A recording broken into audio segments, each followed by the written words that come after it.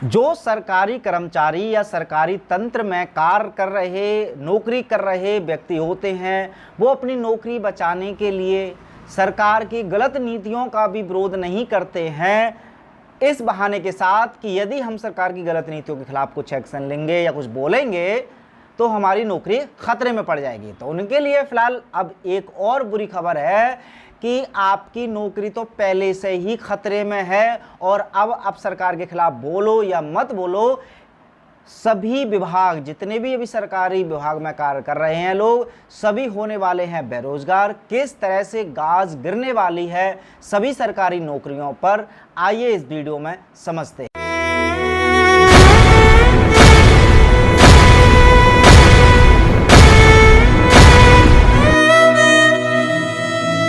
जय हिंद दोस्तों, मैं हूं सुमित आजाद और अमेरिकन भारत की इस नई वीडियो में आपका बहुत बहुत स्वागत है। दोस्तों, नौकरी होती हैं तीन तरह की: सरकारी नौकरी, प्राइवेट नौकरी, और एक और बीच की बड़ी अनोखी नौकरी होती है, वो है संविदा की नौकरी।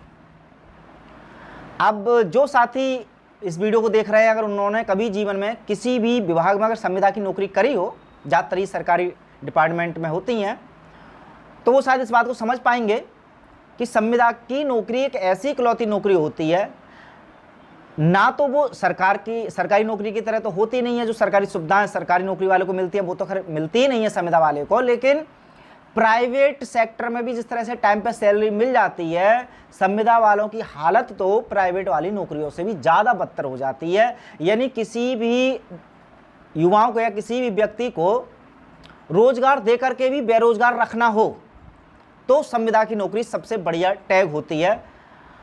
अब इसी संविदा की नौकरी का पूरे देश में हो रहा है बोलबाला।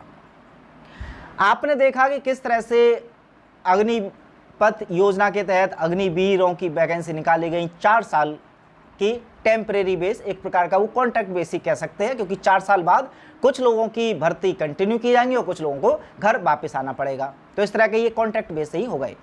अब इसी की तर्ज पर बैंकिंग सेक्टर में भी भर्तियां निकलनी है, और अब कर्मचारियों को परमानेंट रखने की बजाय संविदा पर रखेंगे जितनी भी बैंक्स हैं। फिलहाल अभी हाल ही में जो खबर आई है वो एसबीआई बैंक की है।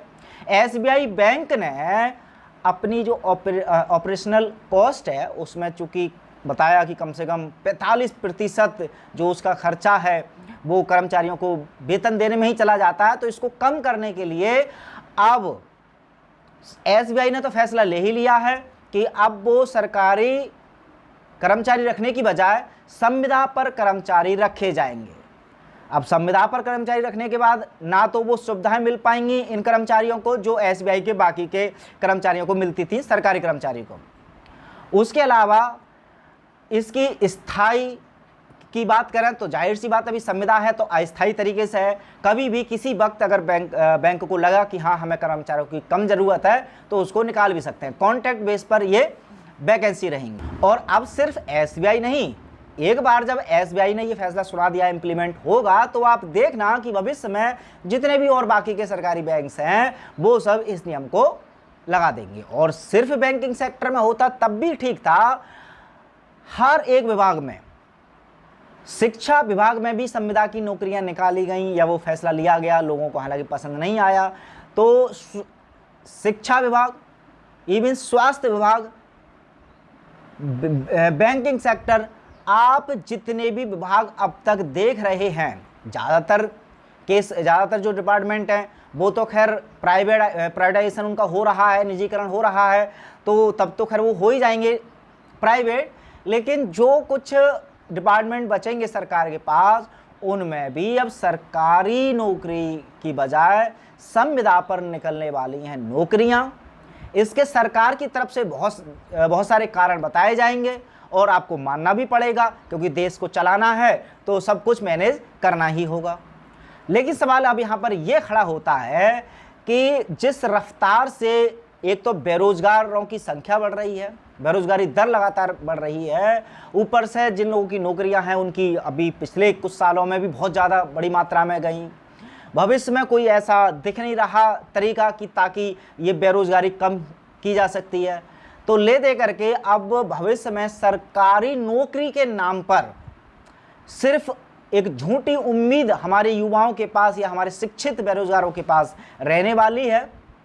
तो अब ऐसे में समय है पहले तो खुद जागरूक होने का, और ऐसी परिस्थितियां जब आपके साथ भी होने वाली हैं तो ऐसे में पूरे देश को एकजुट हो करके उन सभी कार्यों में सरकार का साथ देना चाहिए जो देश के हित में हो। लेकिन कुछ अगर सरकार के द्वारा गलत कदम भी उठाए जाए, गलत नीतियां भी बनाई जाएं, तो उनका विरोध करना होगा देश के सुनहरे भविष्य के लिए, बेरोजगारी दर को कम करने के लिए, खुद को, अपने परिवार या हमारे पूरे समाज को बचाने के लिए। आपकी फिलहाल क्या राय है इस विषय को लेकर के कमेंट बॉक्स में बता सकते हैं। और मिलते हैं अगले वीडियो में एक और विषय के साथ। तब तक अपना ख्याल रखें। जय हिंद।